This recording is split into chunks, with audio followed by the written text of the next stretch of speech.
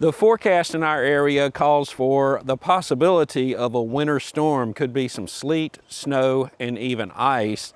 And in our area in central Mississippi, things really shut down when we get ice. I remember a while back we went without power for like a whole week, and it was pretty tough. We learned our lesson, so I want to get prepared for everything right now. First thing I'm going to do is check our propane tanks. I do have a backup propane heater, so I want to make sure they're okay. A guy told me you can check the weight of them with a bathroom scale. So I have that scale, and if I understand correctly, an empty tank is around 17 pounds. If it's full, it should be 37 pounds. 32 pounds, I'd say this one's pretty close to full. All right, I can tell this one is going to be empty, so let's see what it has. 20 pounds.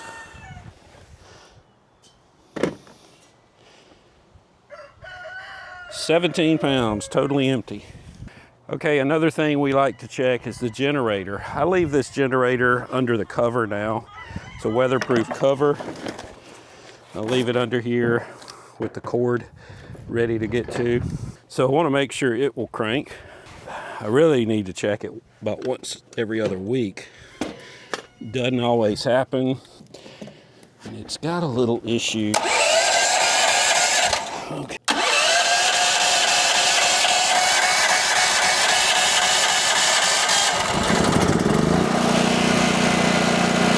You know, a lot of people I talk to say, oh, I've got a generator. I hadn't ran it since the last storm. Usually when that happens, it doesn't run this storm. I have learned that it's just so much better to make sure that thing runs ahead of time. Tina works from home, and if at all possible, we want to make sure she can still work. And by the way, I always use non-ethanol gas in my generators and small engines.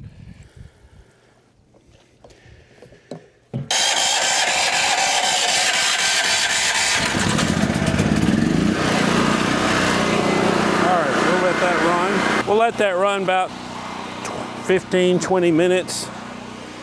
Make sure everything's all right with it. Let it exercise good. Well, the generator's been running for about half an hour. I'd say it's about time to turn it on off. I'll let it cool down before I put the cover back on.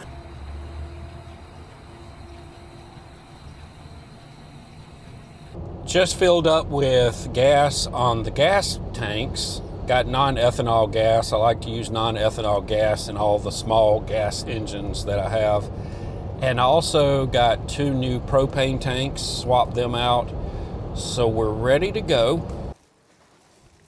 All right, I'm back finally from getting the propane, gas, and chainsaw chains. Got those. I want to get everything set up, get the chainsaws ready. So we are going to do that right now. Bam, bam, bam. I am ready to put the chain on the saw. 2 saws. Got that one, that'll be the one right there. And I need to mark these so I know which ones they are. Make sure we put it on right.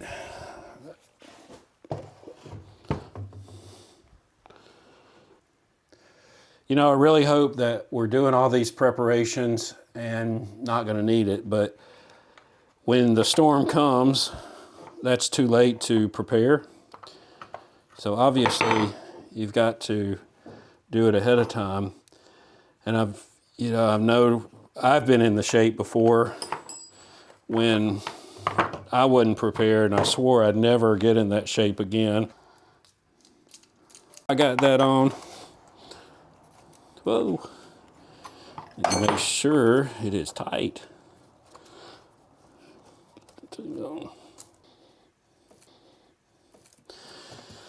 All right, that's good. We'll gas that up in just a minute. Got the other chainsaw. Okay. Right.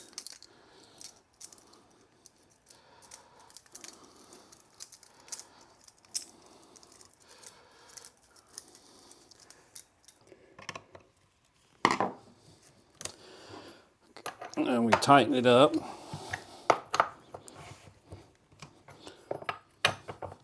All right, that is good there. Okay, keep this mix here. This is made specially for my saw. Again, I use non-ethanol. Want to fill it up, make sure it's okay.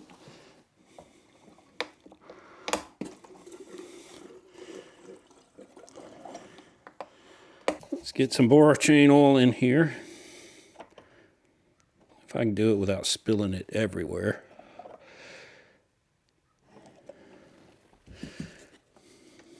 Okay.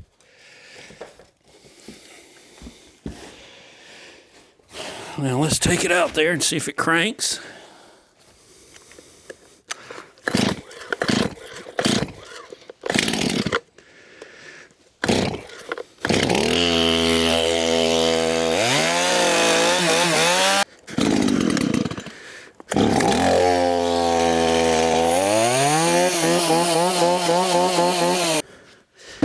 We're ready on this, and we're ready on this one.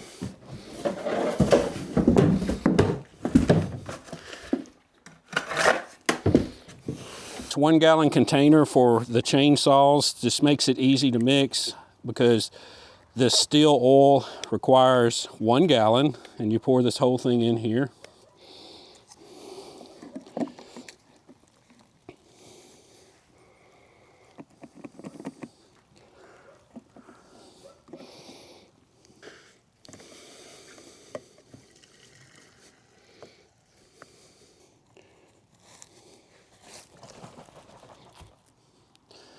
All right, so we got the fuel. That means our chainsaws are taken care of. So we got the saws here and the gas, non-ethanol gas, so we are ready to go. Well, that's what I do to prepare for the storm. I prepare for the worst and hope for the best. I really hope it's not bad here in central Mississippi. If it is, we'll let you know.